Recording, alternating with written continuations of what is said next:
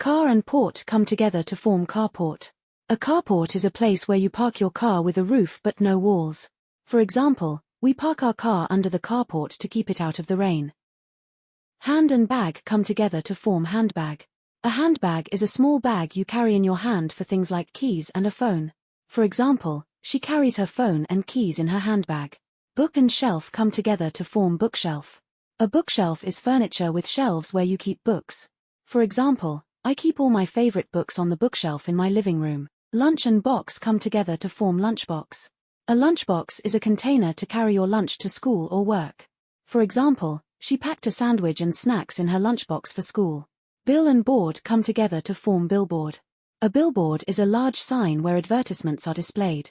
For example, the new movie ad is on a big billboard by the highway. Thanks for watching, and don't forget to like, comment, and subscribe for more fun vocabulary lessons. See you next time on WordCraft.